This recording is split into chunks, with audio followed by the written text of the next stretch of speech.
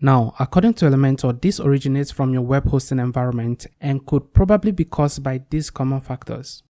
And rather than dwelling on the problem, let's take a quick look at how to fix this issue by first cleaning the site's database and also lessen the chance of reoccurrence by increasing the memory allocated to it.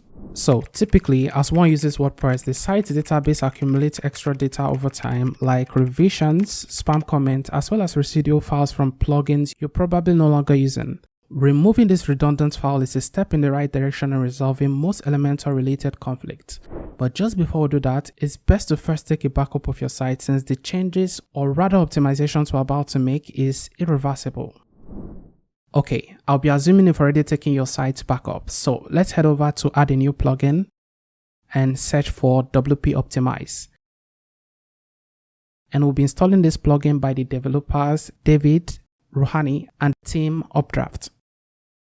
Alright, once that's installed, hover over this to select database.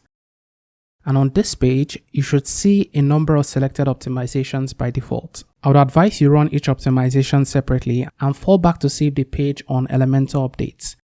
And if it doesn't, just move over to run the next optimization and repeat the cycle until the update goes through. Now, when it actually does, that's when the page eventually updates. You might want to first take a look at your entire website to make sure everything is still intact before moving on to the next step. Alright, either the error has been resolved or that didn't work for you, you'd want to take the next step nonetheless, which is increasing the memory allocated to your website, since Elementor typically requires a minimum of 128 megabytes to function properly. So to do this, first log into your website cPanel, and depending on the cPanel software your web hosting provider is actively using, you would want to search for multi-PHP INI editor. And for Hostinger users, open up the Advanced tab from your website's dashboard to select PHP configuration. And we should be able to find out when I scroll down this page.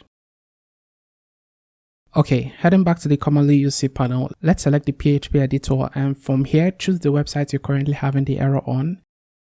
And lastly, change the memory limit to a minimum of 512 MB with just an M at the end. Or you could just go with a higher value, just as Hostinger in this case.